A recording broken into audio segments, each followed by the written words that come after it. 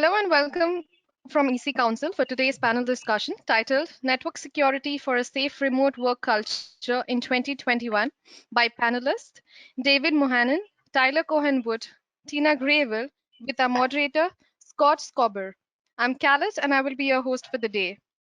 For our attendees, the session will be in listen-only mode and will last for about an hour, out of which last 10 minutes will be dedicated for Q&A.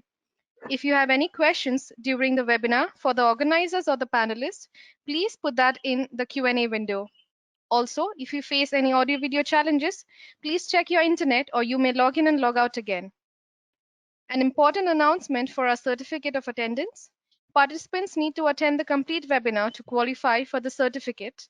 Participants should fill in the survey form in the attendees thank you mail and answer the 3 questions based on the webinar, provided by the right answers within the same day. If these 2 criteria are met, only then the participant receives the certificate of attendance within 5 to 7 working days after the event. A bit about our panelist. David Mohannan. David has over 20 years of IT security experience organizing and managing both physical security and information security programs for organizations. He has diverse experience with audit, compliance, risk, and privacy, working with organizations across multiple industries, including finance and payments, high tech, and local governments.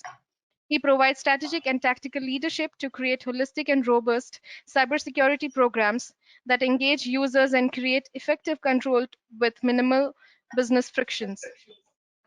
Tyler Cohen-Wood is an internationally recognized cybersecurity authority with over 20 years of highly technical experience.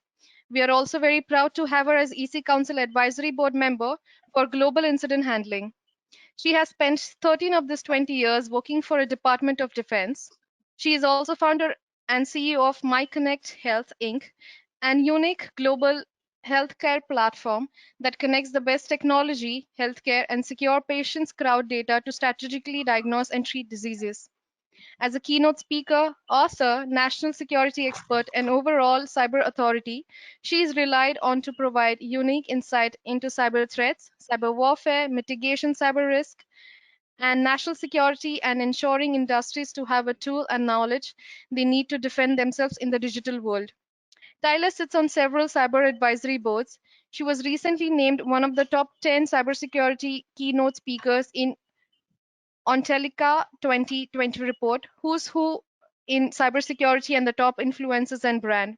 She's also listed as Cybercrime Magazine as top 30 cybersecurity experts to follow in 2021. With a passion for following the average person, understands the dangers and pitfalls of living in a digital world, Tyrell is also called as a featured speaker to educate audiences of all demographics on ever-growing and ever-changing digital landscapes. Tina Grayville. Tina is an award-winning executive with more than 27 years of experience in information technology. She is currently Senior VP of Global Channels and Alliances at AppGate, a secure access company with software and managed services solution built on the principle of zero trust. Tina is known as a cybersecurity influencer and has received countless awards for her work in indirect technology channel, including Top Gun 51 Channel Chief by Channel Online 2019, Women of Channel 7 separate years, CNR Top Executive Channel Chief 3 times in a row. In June 2020, Tina was named 58th on the global list of IIoT influencers as Analytica. In June 2020, she was ranked upon top 50 women in tech globally by Award magazine.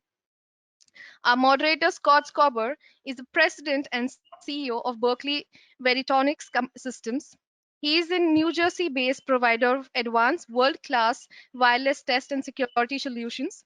He is the author of the 3 best-selling security books, namely Hacked Again, Cybersecurity is Everyone's Business, and Senior Cyber.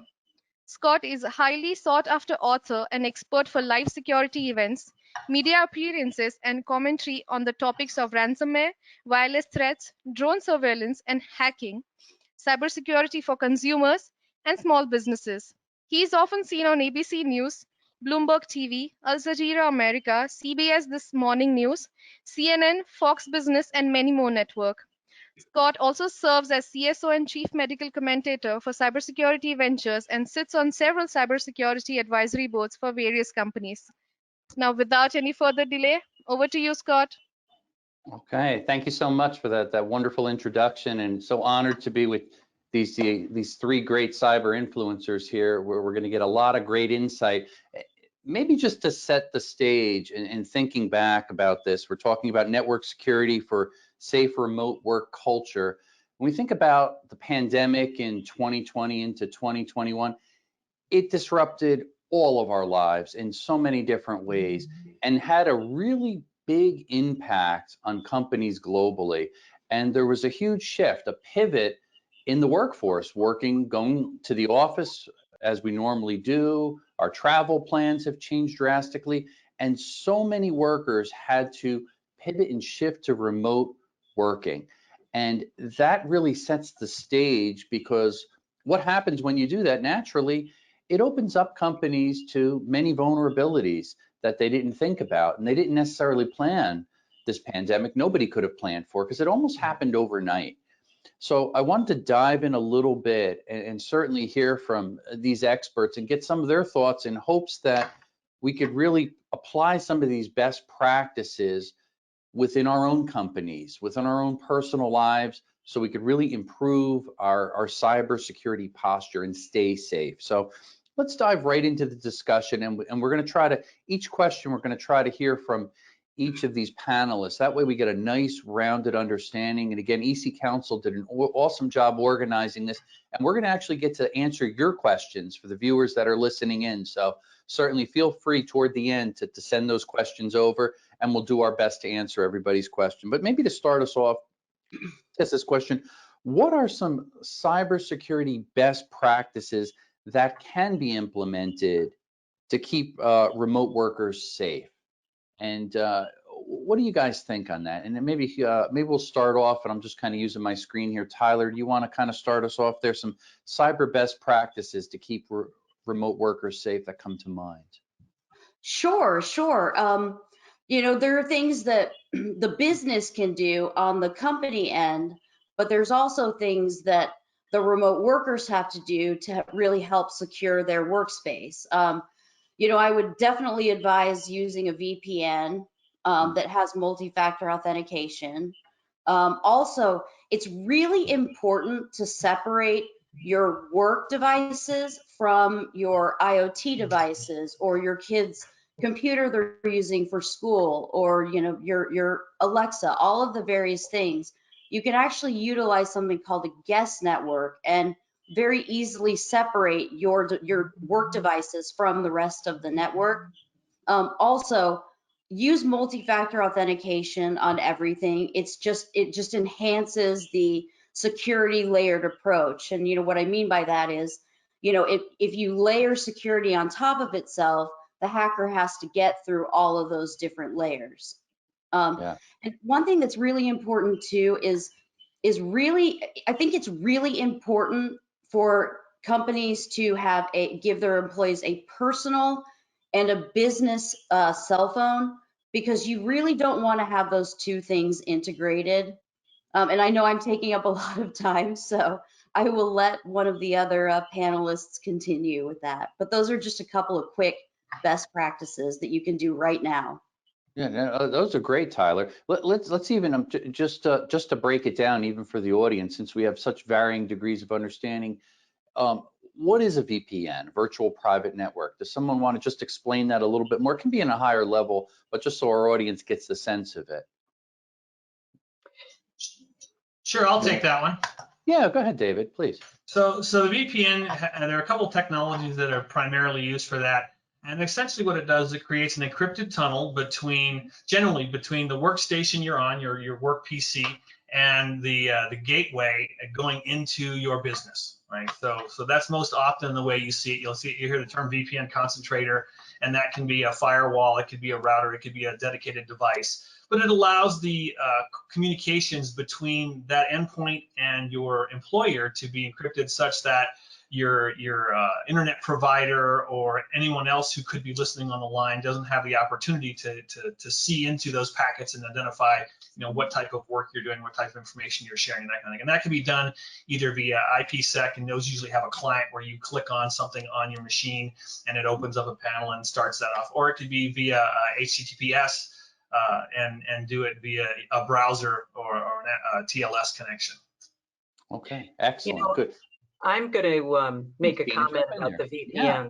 The VPNs are great for personal use, but when the attack surface increased exponentially when we left the offices, many of these offices, imagine going from 3 locations to manage to 300. The VPNs failed. They failed dramatically.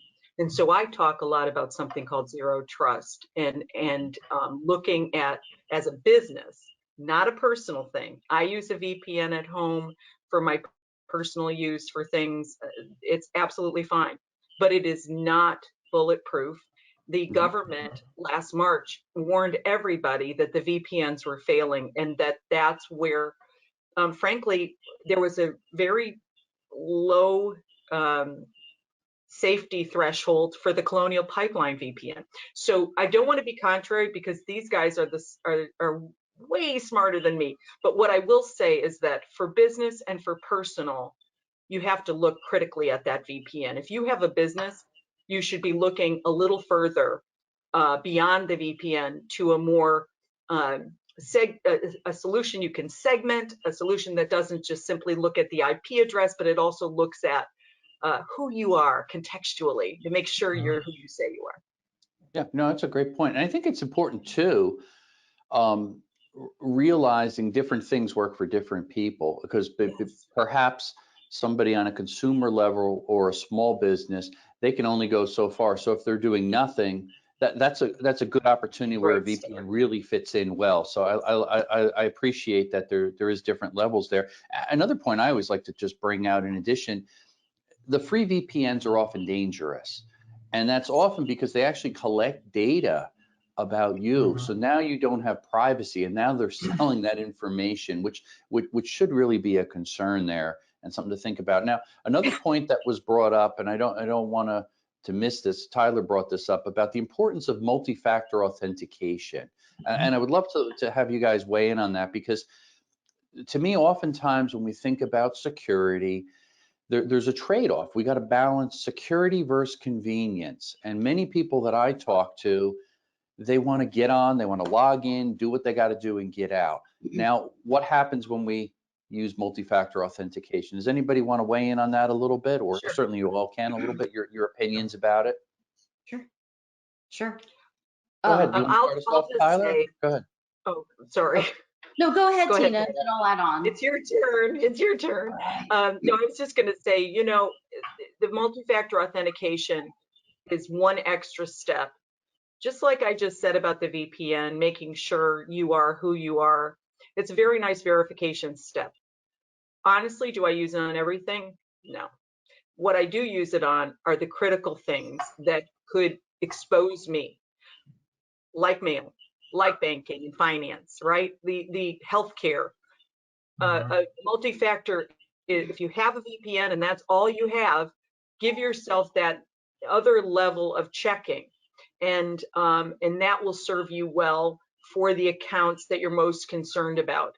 Make sure that it's one. I like working, with the Microsoft apps because it's right on my phone and it's easy, but there's issues with that. There are risks. There are all kinds of things. Your bank may have one that you can use. Yeah. So. Yeah, and I think that's a really good point there, realizing when to use security, when it's appropriate. And even David, you could even certainly weigh in on this, because do you do online banking? And some of us may be hesitant, if you're one of those people out there, how safe it is, how secure it is. Well, I think the banking industry as a whole realizes they have to make sure their customers feel secure. So they've gone to extra lengths to constantly upgrade and improve online banking security. And most of us have probably migrated over to our smartphone maybe, or a tablet to do banking. So using multi-factor authentication is very important. I don't know if either Tyler or David, you want to jump in and add anything further there, please. Sure. David, go ahead. I'll jump in. So one of the things that we see, having been in the banking industry, is user friction and MFA, and those two are often at odds with each other, especially the less tech savvy or the older generation that didn't grow up with technology. And user friction is a big concern for most industries, but especially banking. We don't want them to have to fumble with things to try and get into their bank account, be frustrated, and ultimately essentially self-defeat and have to call in, which is what they're trying to avoid, right? How do we make this really quick? So as you look at MFA, it's absolutely required, in my opinion, for your banking and other critical apps. Tina mentioned email as well, and people don't necessarily think about, oh, it's just email. Yeah, but that is the foothold into most of your other pieces of information, because we use that as a second factor for many other applications. So once someone can get there, they can go out. So multi-factor, absolutely, I think imperative. And whether you're going to use a separate hard token or your smartphone, I prefer the smartphone because I just don't like to carry the extra token. And we all have one of these bad boys that we carry with us, right? So I think using a well-designed application from your provider to help you do that is paramount in trying to protect yourself. Yeah, well said. And I personally also always recommend, even though we want to obviously work with everybody we can in the ecosystem, usually larger institutions, larger banks, they spend the money in the right areas and keep our information safe. If it's a small bank you never heard of and you're trying to jump on and use their app, it may not be that secure. So really do your homework just to make sure that you are comfortable with that. Wanted to pivot slightly over to the topic of Wi-Fi. Again, when everybody is suddenly working remotely, we're working from our homes now, how are we going to connect in? Well, we may not be dressed up in our suit and tie like we normally go to work, or in a dress or what have you. We're sitting in our pajamas at home probably, but we're working, right? If we're working remotely. But what are we going to do? More than likely, we're going to be on a laptop or a smartphone or whatever, and we're going to be connected to our own home Wi-Fi network. Is there anything that you guys can share with us, some of the dangers and then some of the proactive positive steps or tips that we could, just to make sure that if we are working home in the comfort of our home, that we're still secure over our communications on the Wi-Fi? You want to maybe start us off, Tyler? Sure. There's a few things that are very easy to do. Again, segregating the devices on the network, but also, changing default passwords within the Wi-Fi router, making sure that you're performing all updates. But it's also important to know who's on your network, because you could have neighbors, you could have other people that are in your network, and you want to know about that. And any cable provider, any provider that you're using for your home Wi-Fi will actually have that ability to do, and also to allow you to change all those default passwords. But you also want to be cognizant of Wi-Fi out in the world. And just one of the most simple things that I always recommend people do is go in your phone, and in the Wi-Fi section where it says auto join hotspots and auto join Wi-Fi, you want to make sure that that's not happening, because if you happen to be walking past a coffee shop and you have it set to auto join Wi-Fi, it's going to auto join that network, and you may not know what that network is, and you may not know who's on that network. So I always recommend going through your phone and knowing what services you need and what you don't, just so you know what you're connecting to. That's awesome. That's Go ahead, please, Dave. Well, one of the things that I think that people don't think about, though, is that for your home Wi-Fi network, one of the biggest dangers is your family, because I know that and I've set up 2 different networks, same as Tyler talked about earlier, but they'll bring their friends over and tell them the Wi-Fi password. Now you have all their buddies that as they come in and out, bring their devices in, and whatever's on those devices, good, bad, or ugly, right? And so as you think about that, using your Wi-Fi, if you can't separate and make a separate network, which most of the mainline routers will do at this point, you definitely want to revisit those connections and flush out your friends or your children's friends or your friends of friends and their two friends and so forth, because that can get kind of ugly with people coming in and out of the house and creating an attack surface there. Yeah, so I'm living on the East Coast this summer. I've talked about that. Someone is living in my home. It's occupied in case anyone sees this. You have to think of everything, physical security too. And as I travel, I'm in these hotels, okay? My dilemma is their Wi-Fi, okay? I'm not comfortable doing certain things on the hotel Wi-Fi because it's usually open. You usually can see others. I have been on Wi-Fi and seen someone else's personal pictures myself, not trying to hack, just messing around, and this happens, right? So when you are in a public place, whether it be a coffee shop, whether it be Panera, which is somewhere I go a lot, I look for, or a hotel, you have to be doubly careful. I personally would not do banking on my machine in a hotel, nor a coffee shop, nor a Panera. Anytime there's an open Wi-Fi that the public can enter, be very mindful what you're doing on your machine. Imagine that someone else can see you, because chances are they can. Yeah. Yeah, that's really good advice there. And I think a couple other things that always stand out in my mind is for your home system, we could set the SSID.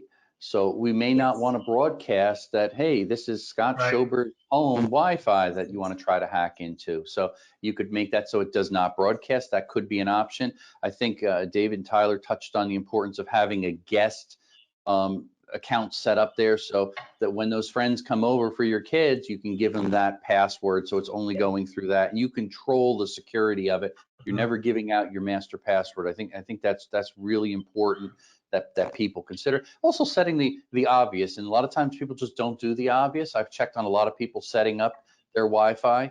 Having encryption, WPA2 or some of the newer stuff, WPA3 encryption, that's enabled properly. And if you're not sure about it, get a friend or a tech buddy that can help you set it up. Just take that a little bit of time. It only take 20-30 minutes, so it's set up and configured correctly once and you're done with it, and then you'll at least have some level of comfort. I think that's really important because we're all dependent on Wi-Fi. It really allows us to be effective in the business world. I have a quick story about a business after David's done. I'll tell it after David because it's really. But the real quick thing is also, going back to the cell phone, for those who can afford it, the extra roughly $10 a month to use your phone as a hotspot.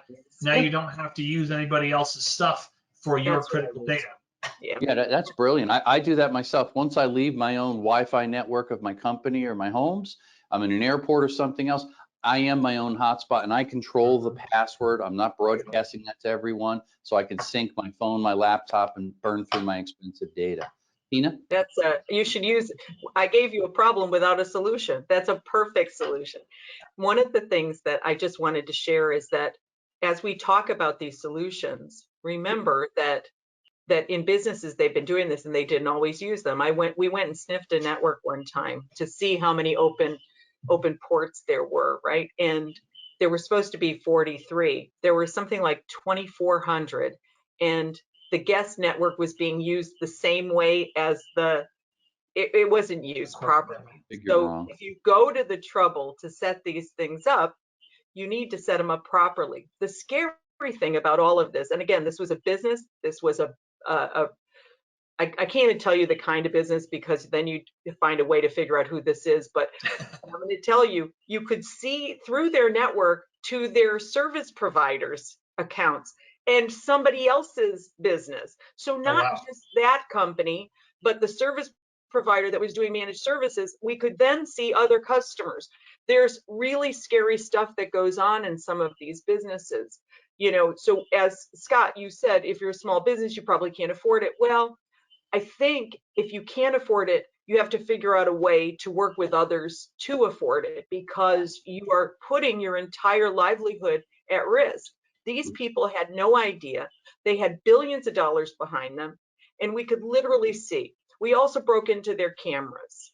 Okay, so you talk about IoT, breaking into the cameras, we actually showed them in their offices, in their conference room, how we were in front, waving to them, the people that didn't come into And they were like, how did that happen, right? It happens. It happens very easily. So Yeah, And, excellent. and it's really scary if something like that happens in your home, because if you have children, you have to be so cognizant of making sure that you understand what you can do to protect your family just as much as protecting Oh your yeah. work. Oh yeah, absolutely. I've got to mention, since you mentioned that, I'll take 1 minute literally and tell a quick story. But one of my coworkers in a previous role woke up one night, didn't know why, and okay, I must have just had a bad dream.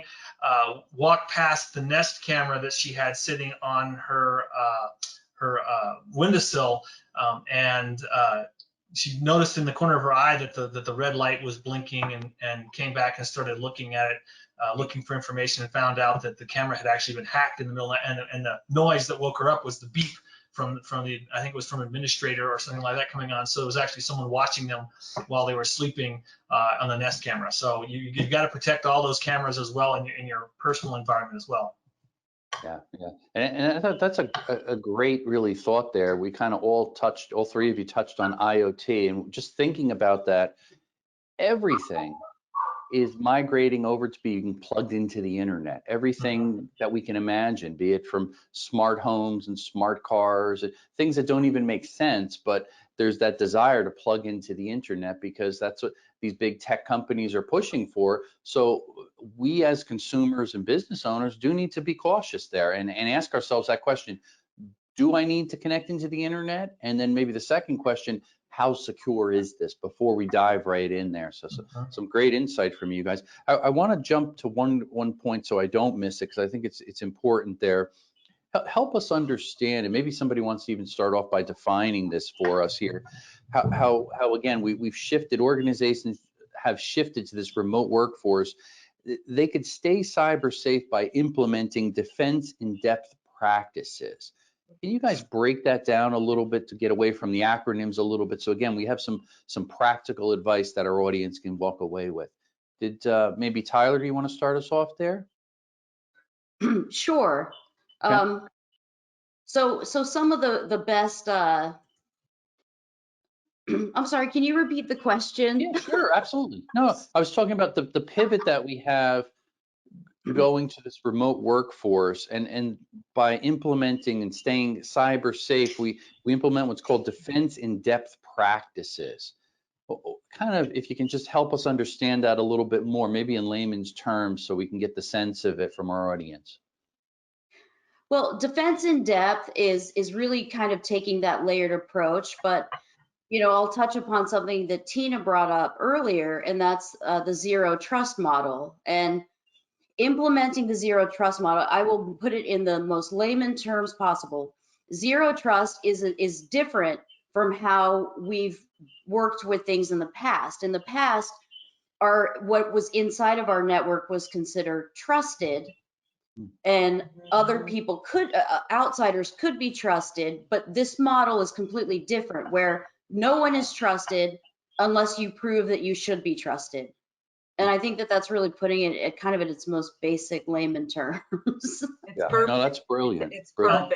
perfect. Please, One go of the ahead. other analogies one of the other analogies you can use that people will, I think, identify with. So if you think about your yard or something like that, defense in depth would be, well, first you have a fence around the yard, and you can get past the fence, and then you have maybe a camera on the outside. You get past the camera, you have a locked front door, locked windows. You get past that, you have a dog, blah, blah, blah. So there's just different types of defense that you want to use and to defend yourself with. And we've talked about a number of them if we think about it: VPNs, MFA, right? Those are part of it. I think sometimes people forget about their physical workspace. You can see mine is rather large, and I have all kinds of things that I'm working on. But all of my papers, that if I have anything that relates to work, I lock them up in a filing cabinet, and I shut that off. Because even though you don't think of corporate espionage being at your location, what happens if someone takes some of your work papers, throws them in your normal recycling, puts them out on the curb? And we've had this issue come up, in the general populace, that people aren't thinking about that. And so now every waste bin becomes something that someone could phish information out of. And then one of the things that hasn't come up yet that I think is very important is many people were forced to work on their personal machines for work, right? We couldn't get a hold of laptops or Chromebooks or, whatever the case is. And so you should absolutely be thinking about having defenses on your personal machines. Some people still don't have antivirus, and we've seen an uptick in ransomware over the last couple of years. It's always been bad for many years, but it's gotten worse for sure during COVID. So we need to look at the protections that we're using, having a good password on that machine, having anti-malware, and having other protections in our browsers built in, and those sorts of things. And these are all part of defense in depth, because every little thing helps to protect you from that final goal of someone stealing your data. Yeah. The cyber hygiene you just talked about putting the documents in a filing cabinet. That sums up, I think, the social engineering and the cyber hygiene that you need to have within your businesses around the people, right? We can do everything we want to protect the network, but if someone lets them in, we look at, I love what you said, David, because, I was leaving a Walgreens yesterday and I saw on the trash bin, do not throw away your prescription information in this waste bin. Now, this may be at every Walgreens and I've just never seen it before, but I've never been to this Walgreens and I happened to see it and I was like, that's a perfect analogy for what I see as mistakes within a company that happen, because you haven't gotten that social engineering together. A lot of times you cannot get on a network or get into a building unless you tailgate someone, unless you break in and steal credentials, right? There are things that have to be done. And if we are trained and if we are cognizant of these things, we can catch them. We have a lot of tests that we go through because we're a cybersecurity company, and some of them are embarrassing because they catch us clicking on something that is really not supposed to be clicked on, that did not come from where we think it's come from. I've even fallen for these things. And believe me, being one of the evangelists for the company, there's nothing more embarrassing than for everybody to find out that you clicked this thing. Yeah. But we're all guilty of it. It just shows we multitask, we click on things, we're not present, and boom, we have the colonial pipeline issue. Okay. Yeah. So what I'm trying to say is that all of the wonderful things we've discussed can still be thwarted if your people aren't trained properly. And some people, when you talk about defense in depth, some people go real deep and they have red teams and blue teams and they're testing each other and they're trying to break into their own networks and all of that. Not everybody can afford that. And, one of the things that Scott brought up is that small businesses, have to do things differently. There are now great services, some from big companies, some from smaller, that have wonderful protections on them, that you can purchase these services so that you as a small business can still have defense in depth. The issue we are facing is a lack of security resources, the people. We don't have enough to do all the work. So I guess we're going to have to look at some outsourcing. If you look at strategic sourcing, not outsourcing, that I don't call it outsourcing anymore, you have to be very careful to fully vet the people that you outsource to. There are great companies that do this, that are very, very, that they do their own red teams. They, companies like ours, we don't do we have a small managed service, but we're all about software. The companies that I'm talking about have millions upon millions of people, or 100,000s or whatever, that will manage you for a smaller cost. And I think, unfortunately, because the cybersecurity resources are limited, we're all going to have to look at those things at some level. And I don't think it's bad. It's better than having nothing. So I want to put that out there as well. Yeah, that makes total sense. Go ahead, Tyler, please. No, those are such great points, but I mean, they're great. The whole using a managed service provider, that's something that I would recommend, especially for small businesses. But you brought up the point of social media and social engineering, and how easy it is for attackers to piece together a very, very specific profile on you based on what you post. And Yes. as we post things on social media, it's very hard because you don't want to post nothing because you want to be able to utilize it to its Part of the fullest community. extent. But Yeah. on the other hand, you really want to be careful about what you're posting. You know, I recently I started seeing that a lot of people were posting their vaccination records on Facebook, but they weren't covering their birthday or their Oh. full name. And these are the things where you want to think, well, maybe I want to tell people that I've had this done, but you know, put your finger or a piece of tape over the birthday. It's just kind of simple things like that, but it's really trying to weigh the pros and cons of each post. Yeah. Yeah. Well, and Tyler, speaking of the issue around social media, right? I've actually been very happy to see recently a number of posts around people recognizing that these little quizzes that you can take about, well, tell us about your first car and your, you know, where you grew up or blah. You know, they've actually recognized the fact that these are social engineering and that the people that are putting these out are most likely collecting that data and then selling it. You know, for use as a hacking tool, right, to try and get into people's accounts. So, you know, for our general readers at large, please encourage your peers, your children, your parents, or whoever, you know, not to fill those things out. They're fun, but they are a terrible leak of personal information that can be used because they do align significantly with the types of questions that are asked for your verification of lost passwords. Yes. Excellent. Yeah. Hey guys, I want to shift for a moment to something we all hate. At least I believe we all hate this. Passwords. I can't stand passwords, and probably most of our viewers and listeners hate passwords too. I'd like to go around and ask what these three experts do to manage and handle their passwords. We're not going to ask you what your password is, but how do you handle all these passwords? Who wants to start us off there? I can Go if ahead, you want. Tyler. Well, I just use the same password for everything. 1, 2, 3, 4, 5, 6, Perfect. 7. What is that? I just put a Yes, 1 or a 2 at the end We of can it. break into that instantly. Just saying. It's instant. I use a password manager. Okay. I personally use LastPass. I mean, I think it works for me. And I let it fill out very complex passwords that no one would ever remember.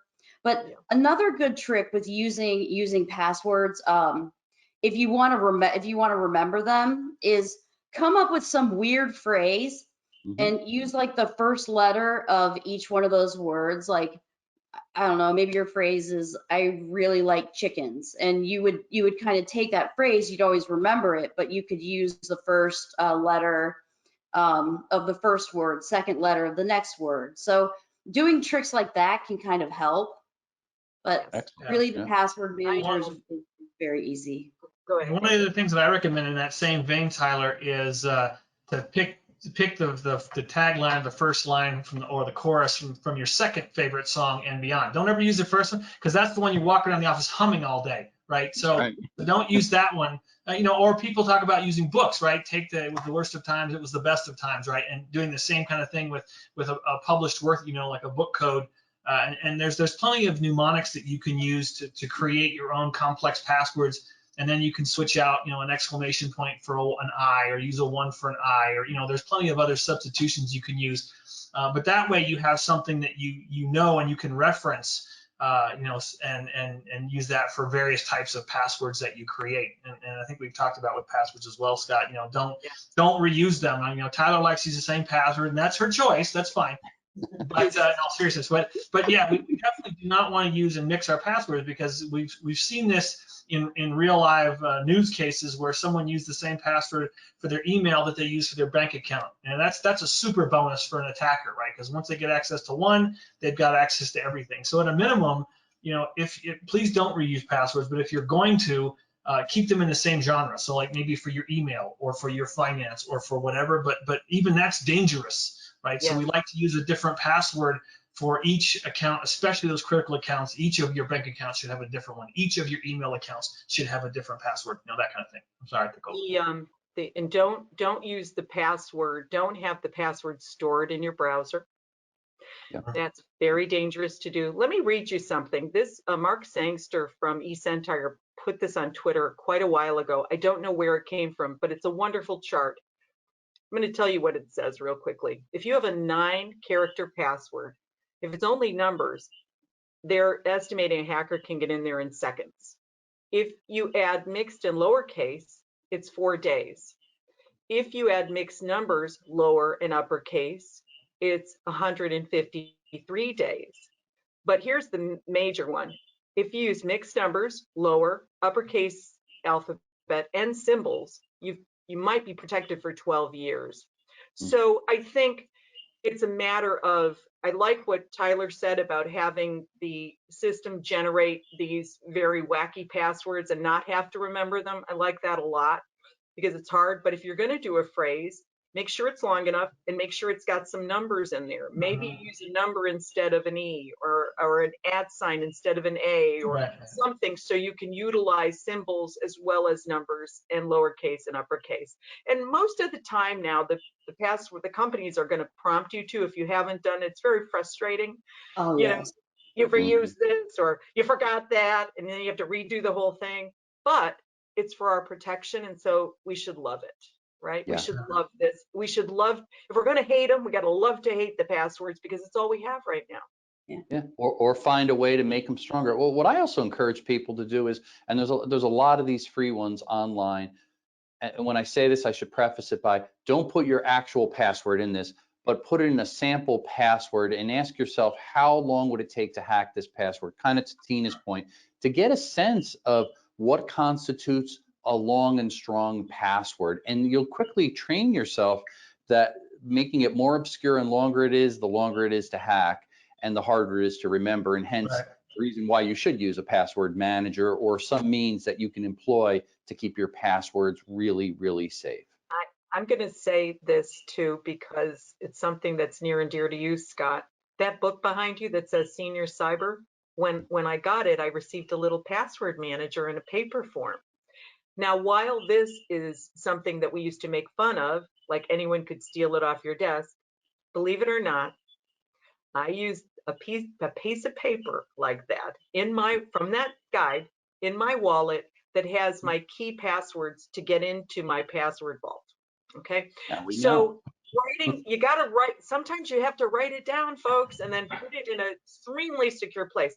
Now, if somebody were to find that, there's nothing explaining where that goes or where that is. Be sure not to put it together. This is Visa, okay? Because someone could steal your wallet. Right. But not a bad idea to have it. Don't hang it on your monitor. Don't, put it in a secure place. No sticky notes. Say, look, I have my passwords right here. Yeah, I was going to pull up my Post-it pad. But and that's a good point. And I've even seen this. I always laugh when I reflect back. I was doing a radio interview on cybersecurity, and they had their passwords listed right there. The producer right next to me, and I'm looking over it as I'm talking about the importance of not putting sticky note passwords, and I glanced over and she went like this and put her head down. Now, the same thing happens with people everywhere in businesses, and you don't know if the cleaning staff comes through, if somebody has a camera and quickly snaps it. They're probably not going to steal your little sticky notes of passwords, but they may walk by with their mobile phone. We all have a camera on us, snap, and guess what? You have access to it. So just being mindful. And to Tina's point, what I do, and I do write down some of my passwords for very secure sites, but what do? Really, what you all discussed before, layers in security. I write it down in a book, locked in a safe, in a locked office, in a locked building with alarms and cameras. Layers of security is going to deter people from getting into our key passwords that we have to access our password managers or our critical passwords. So just things that we want to really keep in mind so we could properly manage them. One other thing, please, go ahead, Tina. Don't put your Bitcoin password vault on a piece of paper that can be thrown away by the cleaning staff, because you could lose millions of dollars. That's never happened. Yeah, I think about half of the Bitcoins ever issued are now not recoverable, or they're trying to recover it because people lost the password, made mistakes, it was stolen, it was hacked, and now misplaced. It's a disaster. So yeah, cryptocurrency and passwords management is critical so you don't get compromised there. Yeah. Very, very important there. I Hey, wanted Scott? to talk real quick about phishing too before we run out of time, because that is such a hot topic tied with ransomware. And you guys kind of touched on it before. What are some things that we can do as users within our companies, as consumers, so we don't fall victim to phishing attacks? What do you guys do? Let's ask the experts here. So I'll start on that. Please go ahead. So from that perspective, right, it's the same thing we've been telling everybody. I'll expand this. Don't click on the links. But in all seriousness, right? Yeah, there are the phishing attacks tend to be in two categories. There's either the very sophisticated ones where they're spear phishing, right? They know a lot about what they're talking about and possibly a lot about you, and they send you something that looks very, very valid. And then there's the other one that I'm a prince from Nigeria and I've lost a liver and I need to buy a kidney or whatever, and they're pretty far-fetched. Right, so the people that are most susceptible to the latter of them are the folks that are either not well educated or they're possibly greedy. Right, you can't count on an honest man kind of thing. Right, oh, if I'm going to get $4 million, I'm going to click on this link. Right, so the first thing is don't be greedy. There's nothing's free. And that kind of thing. For the well-crafted attacks, the biggest thing that you've got, if you have an antivirus on your system, check attachments before you even open them. If you're not sure about the receiver, or if you're kind of just even questioning, check the email address that it's from. The email address that shows that it's from Bob Smith is not necessarily where it's actually from. Or if it says Comcast, or if it says your bank, or whatever the case is. So you can right-click on some of those and get properties and find out what it is. But the biggest thing I think on those is if you can avoid clicking on the attachments at all, great. Don't click on the links. And then if it says, you have a problem with your account, you should have a link in your browser already to get to your key accounts. Use that link instead. Go there that way, log in, and verify whatever's being said. And if you don't see anything wrong, it's a phishing attack. Put it in your spam folder or whatever, flag it, and go on your merry way. But just don't take whatever's written in that email as rote, as law, as script, whatever, and use your own path to get to the account and find out what's going on. So there's the kind of the foundation. Yeah, so some great advice there. And don't forget about doing the old manual. I've done this even. It looks convincing. We believe we know who it's from, a trusted individual. Is there anything wrong with picking up the phone or sending a text just to verify? And sometimes that stops it right there in the tracks. So I told you about my mistake and my embarrassment. Okay, the guy that's in charge of these things within our company did a training, and I sent him something just in the title, "Great job," and he wrote me back and said, "Is this really you?" I was afraid to open it, and I said, I think you're just doing this to pull my leg because you know me, but good job, even better job, because you didn't open it. It was me. But sometimes when we send a cryptic message, remember that the content of these messages sometimes has bad language. Sometimes it's not fully fleshed out, so you're not getting what the message really is, like what I did. Good job. Well, good job about what, Tina? How do I know it's you? And you didn't even say thank you, or this isn't your typical way. If you get a gut feeling that something is off, a misspelled word, a misused English, it doesn't sound like English to me, big red flag, big red flag. Mm-hmm. Then you take your you take your mouse and you simply go over the email address of the person that sent it. And usually what you'll find is what David said, Bob Smith is not Bob Smith, it's gobbledygook at gobbledygook.biz or something. So that's what you do. that's great. Yeah, Now Don't be thinking mean. about Don't this, be mean. a lot of this stuff we hear artificial intelligence is going to address this, but sometimes the best artificial intelligence comes up from here, common sense, and not falling victim to doing things too quickly. In other words, cyber criminals want to attach a sense of urgency or touch our emotion. And when that happens, what happens? We put aside common sense. Now our impulse is to click on something. You won a contest, free delivery, sweepstakes, whatever it is. We all hope that we won that $1 million, right? Even though we probably never will do it. So That's a time when you got to stop, do a little research, as was mentioned. Look at the properties of the email, as mentioned. Was the email spoofed? Is this really from the bank? Is this really from my uncle, giving me all this inheritance? Pause, and then you do a little bit of research before you are clicked it. The email's not going to go away, so take your time. Really important. And Tyler, please jump in there. Oh, I didn't mean to interrupt. Please continue. No, go ahead. Go, please. Go ahead. No, I was just going to say, it's incredibly important. And things like there's an attack called BEC, Business Email Compromise. This particular attack is targeted toward your finance people. And like Scott said, it's always based on fear, urgency, and guilt. And what happens is the hackers will call or they'll email and they'll claim to be, the CEO, and this money has to be transferred immediately. And unfortunately, people fall victim to this attack quite a bit. And there's a very simple solution. It's low tech. You have a code word that only you and the CEO know, and it's something random or weird. And you ask, what's the code word? And if they cannot respond with that, then you hang up the phone. That's a brilliant point there. Love it. Excellent. So good. One last thing that we want to hit on quickly here, because it wraps up this discussion so nicely, I think, is training. And I want to ask each of you, what is the importance of good cyber hygiene and implementing training within an organization?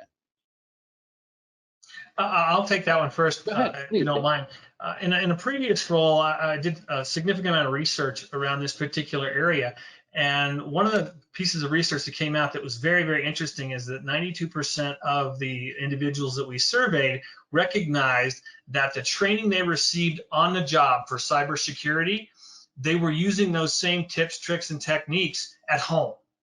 So the first thing I would tell everybody out there is, if you're thinking about investing in a cybersecurity training program, please do, because it helps them. It helps everybody, not just at work, but also at home as well. And those tips and tricks and techniques, they're invaluable to know. Don't click on the link, or whatever the case is. So please look at those programs.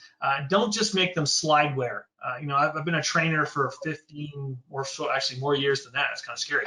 But the biggest mistake I see is you get someone, you throw them in a room, and you give them 500 PowerPoint slides. Death by PowerPoint, as we've all heard. And yeah, people don't, after the third slide, they're just like, my eyes are glazed over and I want to die. So please use multiple techniques. Look at good educational characteristics and things like that to deliver those training, so that the same kind of level of expertise you want for your children in their primary education, you're providing to your peer adults in their on the job training. Yeah, excellent, excellent. I would not spend money to create my own training. I would simply go to one of the foremost companies that do these things. Know4, there's smaller companies that do it. This is such an easy thing to do. It's not expensive. You get the basics down. They usually have a test. If you don't pass, you don't get your certificate, and you hear about it from your boss, right? So this is an inexpensive way. And then the other thing is that these companies, they update them all the time. So you're going to get a test, maybe of the same principles in 6 months, but you're going to get a little twist to the test to see what you've retained. They're excellent. So if you can afford it, just buy these things. Don't create them yourself. You'll never do as good of a job, and you'll probably spend a lot more money than you could just buying the service. They're really wonderful now. And I found them to be so fantastic. We used to have it like you, David, where we would have the PowerPoints and no one retained anything. But now that we're using these guided, self-directed things on a frequent basis, it sort of keeps your awareness up. It's kind of like anything. What's top of mind to you today, right? What's top of mind to me is I miss my animals, So, but it could be that if I had one of those self-directed tests today, I'd remember, and then maybe I wouldn't click on something I'm not supposed to. So I think these automated trainings are a good idea. Well, and I agree with you on that. And they're like insurance, right? No one wants to pay for the insurance until they have an accident, and suddenly, everything's hopefully taken care of. And that's what these types of technologies and vendors are. They're insurance. You're trying to help your people improve so that when that time comes, do I pull out in front of traffic, and click the button or not? They go, oh no, I should wait and not do that, right? And so Right. the cost benefit analysis, should be done. But in most cases, I think you'll find that if you choose the right vendor and the right package program, you'll have a very good cost benefit on it. Yes. I guess there's one more I agree thing. with, Oh, go ahead. I agree with all of that. Cybersecurity awareness training is probably one of the most important things that a business can do. But I'll just say, from my experience, when I was at Department of Defense Cybercrime Center and I was doing cases, I did intrusion and major crimes cases, and some of the cases that involve the exploitation of children were some of the most difficult cases to work. And the cybersecurity awareness things that you learn to protect your work are the same skills that you will use to protect yourself and your family. And I think that makes it, I think that makes people more willing to go through it and willing to understand the concepts and learn them, because protecting your family and protecting your business are both incredibly important, but people tend to be drawn to what personally affects them. And I think it's important to keep that in mind. Excellent. That's actually beautiful. Now, guys, we're coming up kind of on the hour, and just kind of in summation, I think we covered a lot of ground, and certainly these experts provided us with some awesome tips. And EC Council is giving us a little bit of time so we can actually get some questions from the viewers and listeners. And certainly, if we can get some questions over, I would love to put them out there and again, get some more specific insight from our cyber experts here that we have, because it's about that time. It's about the 1 hour mark here. So to facilitate that, we're going to, I guess, invite EC Council to kind of jump back on here and help us, or shoot over any questions that they have coming over. But just kind of in summary, we hit so many great areas, and I think it's important that whether you're back in the office or you're still working remotely, some of these insights that were shared today, it's important that not only you put them to practice, but share them with others, because part of this is teaching, learning, and we talked about training, but not just for yourself. Share that. The more people that know these tips, these little tricks and insights, the safer we'll be together. We need to share this information. And I think EC Council does a great job bringing this community together and educating all of us so we can continually improve and build a stronger cyber stance. So I'm going to direct it back to them and ask them if they have any questions that we need to address right now. Thank you so much, everyone. Thank you, Scott. It was really a fun and informative session for me, and I hope it was for audiences also. Just a few disclaimers. So today's webinar is in sync with EC Council's product CND, which maps to many roles in the network security industry, which is network security engineer, administrator, analyst, an architect, a defense technician, security operator, etc. Anyone with this certification is eligible for more than 13,000 job vacancies globally, with an average salary of 85,000 per annum. If you are interested to know more about it, please do let us know in the poll that will be conducted now, and we will get in touch with you. So Scott, can we start up with some questions? We really have too many questions coming in for today's session. Yeah, not a problem. I just don't see any questions yet. Can you shoot them over to us in the chat? Or read Or them? I'll read it out to you, if that's okay. Yeah, please read it out. Go ahead. Sure. Okay, so one of the important questions which everyone is asking is, what if the password manager is hacked? What you do then? That's a great question. Does Yes. somebody, I certainly have my feeling, but I'd love to hear from Tina, David, or Tyler. Who wants to start? I'll just take that. Oh, go ahead. the one thing I was going to say before we ended was, assume you're going to be hacked and make sure that you have backed everything up somewhere, somehow, Yeah. even manually, okay? Because ransomware is only good, it is only worth something if they have something that you can't get, right? They're locking you down. So if Right. they've locked down your computer and the password vault is in there, and yes, they're going to have access to all of them, you need to change all of that immediately. One of the ways to do that is I call it the kill switch on these password vaults, but there is a way. You have a master password, you immediately hit that. And they should then encrypt everything and make it unable for anyone to see anything. Then you go in and you'll have to reset all of those passwords. But with the password manager, it's easier because you have it all automated. So even though that is a risk, always a password vault has a risk. If you use it properly and if it's protected well, you should be okay. Yeah.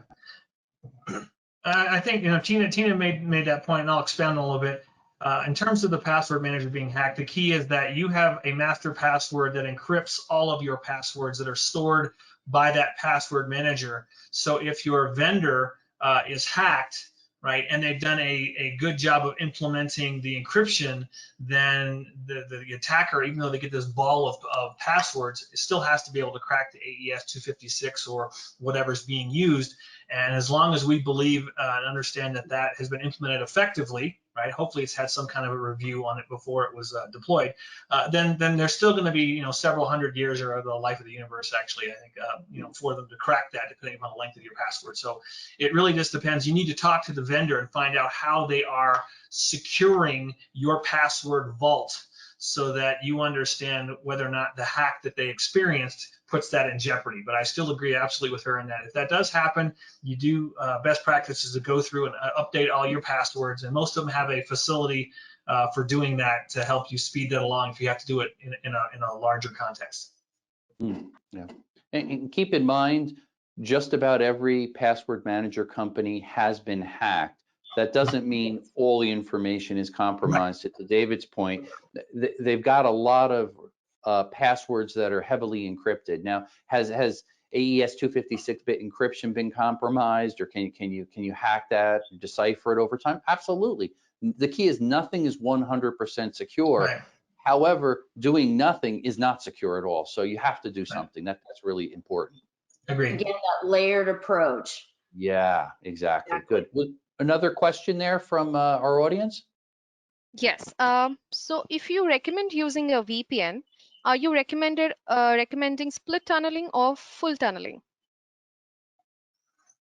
So I'll hit that one. Go ahead. You want to start that, Dave? So especially from home, split tunneling is very dangerous. It's dangerous than any, because split tunneling, for those who don't know, that allows you to make connections out to an untrusted network while at the same time having a tunnel to a trusted network. And the issue there is if you connect to a cross-site scripting or other bad site, or you click on a bad link out here that downloads the malware at the time while your tunnel is open, then your system can be used as a conduit to go back into your corporate network and try to assault the assets there. So split tunneling is not good from a security perspective. What often is used for is to lower the loads. So you're not what's called hairpinning back to your corporate network. So you can surf and go to your personal email and do all that kind of stuff, or whatever sites, and your corporate web security gateway is not filtering that and keeping you from going there. But it does create some significant issues, and even though it lowers the traffic level to your corporate network, it does have some problems. I don't recommend it, especially if you're dealing with any kind of sensitive information. So it can be a bad idea. Feel free to contradict me or have the counter review anything. That's Amen. Advice. That's exactly what I was going to say. Yep, agree. Yep. And All I think three, it is important. thumbs up. Look at that. The information is it a corporate level, or again, is it personal? There may be a different decision there, and of course financial too. How much does it cost, so on and so forth. So good question. Any other questions there? Yes. And Rahul specifically asked Tina about this. How do you ensure zero trust when people involved are at the top level management? I guess when people involved are at the top of management, is that? Yes. Did I get that? Are When at your the senior at the executives are the ones that you're. yeah. Yeah, so it's true. Senior executives are the worst. I'm one of them, okay? Guilty. We want to do what we want to do. We want everybody to break the rules for us because we're in a big hurry and we have a lot of clout, and they tend to do that. However, In the case of zero trust, there are easy ways to implement. You can connect a zero trust software. You know, I happen to work for a company. I'm not getting into that because this isn't commercial. But what I will say is there are easy ways to connect it to Active Directory so that you can determine at that point what that CEO should and needs and what he doesn't. Because I don't care who you are, as a CEO, you don't have to get in to DevOps code, okay? You just don't. All right, there's lots of things you don't have to get into. So the second concept about zero trust, which I love, is the concept of least privilege. So once you've determined who you are, then I'm only allowed to see the things that are necessary to me. Everything else should be grayed out, all right? So the CEO then gets to see his things, whatever they may be, but everything else is not available to him, and that's the right thing to do. And you should also not have God users, what we call the God users, or if that's offensive to you, your system's admins. These guys or girls can get access to everything, and that's not appropriate for them either. So what we do is we set them up in a way so they may have access to everything, but they only get access for the work that needs to be done. How do you do that? With open APIs to tools like ServiceNow and things like that. I'm getting into a lot of detail here. But to answer your question, senior executives can be controlled. There is kryptonite for them, and it is called the SEC or the or SOC. Or new federal regulations, or that's it. There's a compliance. That's the kryptonite for them. Yeah, I think when zero trust is properly applied, it's really also protecting the entire organization. It's not just thinking about the CEO or this level or the IT department. It's protecting everybody. That's important. Yeah. Great. I think that's also, and we didn't touch much on this in our conversations around ransomware. This is the key aspect of ransomware. So ransomware exploits, social engineering. It exploits identities, and it exploits vulnerabilities. Any combination of those three. If you get rid of any one or even two of those, then ransomware has very little chance of affecting your business. If you can filter out the emails that are going to entice them before they get there, no threat, right? If you properly entitle and provision people so they are not over entitled, the ability for them to encrypt everything on your network and put you in a zero state, it goes away, right? If you can reduce your vulnerability aspect by improving your patching, that also helps you out, because a lot of ransomware, of course, if they get a regular ID, will try to escalate privilege through a vulnerability. If they can't exploit that vulnerability, then you've hit it there. So there's a number of different defense in depths you can go through to try and protect yourself against ransomware. But ultimately, if ransomware does not have the ability to write to a file, it cannot encrypt it, and therefore you are not susceptible to that file being subjugated to ransomware. I think I actually read just today, I think it's Intel that is, they're working on an anti-ransomware platform that is at the chip level. Yeah, So there's confidential computing that's going on, where they're actually engineering into the chip certain things that you can do to protect yourself on certain hardware. And the cloud companies are starting to implement it and so forth. It's very cool. Yeah, I think there is kind of a major shift over that's going to be looking at hardware-based models that can do this internally, FPGAs, and a lot of these things that are going to be done are going to be really done real time, so there's no latency and slowing down the users, because that's one of the fundamental problems now. Once you plug in a device that has to monitor things real time, oftentimes that slows the pipe down. So we're getting better and better at really improving throughput, but yet at the same time they see some vulnerability or something a little suspicious, they could quickly sandbox that. So I think that the path from software to a little bit more hardware is starting to actually happen, and that's good. Was there additional questions there, EC Council? Yes, I'll just take the last one. So biometrics are widely accepted nowadays. How secure are fingerprints and irises? I'm going to point that to Tyler. Go ahead, Tyler. We talked about this a little bit, right? Well, yeah. So they're asking how secure are using the iris scan? Yeah, and fingerprint. Or fingerprint. Well, you know, there's different levels of security depending on what it is, and you know, some of these biometric managers are better than others. You know, one of the issues that I've always had with it, and sometimes this is just how I think kind of like a bad guy would. If I were trying to attack your biometrics, I wouldn't try to cut off your finger or grab your eyeball. I would actually attack the system that keeps the hashes of all of that information, because then you have access to it. Right. So, I mean, the chances of, I don't know what the chances are of someone having the same iris as you. I think it's pretty slim. 1 in millions, I think. Yeah, it's like very something like Yeah. 1 in a Well, million. it's all based on the software, right? Because they have to have an end match rate between a false Right. positive and false negative. So it depends on Yes, their algorithm and how loose they make it exactly. to avoid those false positives and false negatives. And that's where the interception or the problem can occur with two different fingerprints possibly matching or creating a mathematical model that will emulate those two fingerprints. Now we're going to all go home and watch Minority Report, right? If you Or guys have seen Demolition Yeah. Man, right? The Your movie Demolition is Man. so right? good. Well, you know, we could Good. have another show all about the advanced technologies and where the glitches are and how to fix Yeah. them too, because that's what we're So- getting into. We're getting Yeah. biometrics, AI, and all these Yeah. tools that are, So- and the confidential computing that are so wonderful, but there are trade-offs for each of them. Yeah, but I think to answer the question though, right? And Tina or Tyler touched on this in that it depends on the vendor and how well they've engineered the software on the backside and how well they're protecting those hashes. No one stores your fingerprint or stores your iris anymore, right? It's all about the hashes based on the algorithm. And as a second factor of authentication, they can be very valid. They're used in highly critical systems, you know, Defense Department and so forth. So, you know, don't choose the cheapest thing. It's kind of like eye surgery, right? You don't go to the cheapest person just because they're cheap. You know, you want to do your research and understand what the controls are on the backside, and they can be very valid, very useful tools. Yeah, excellent points. And again, I just want to take the time here to acknowledge and thank David, Tyler, Tina. Great insight.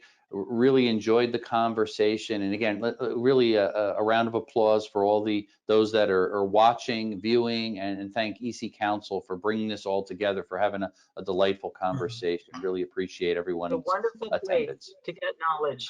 That's for sure. Yep. Thank you. Thank you. Yes, this was great. Thank you so much, everyone. I think I have had the most fun watching you guys and getting so much of information out of this session. David, Tyler, Tina, thank you guys so much. And Scott for facilitating this. It was amazing to have you all on the session. On the ending note, I would just like to remind you that just a few days back, one of the HBO interns did goof up and sent out a test mail out to a massive list of the audiences. And in support of that, many people are being tagging their intern stories, which on a positive note, a lot of them have been cyber error stories, and it's really fun to read. So there are errors happening, but it's how you handle it and how a company tackles it, and that's what matters. So on an ending note, thank you guys, everyone. It was a pleasure Thank to you. have you. Thank Thank you you. everyone for joining. Bye-bye. Bye. Have a great day. Bye-bye. Bye. Stay safe. You.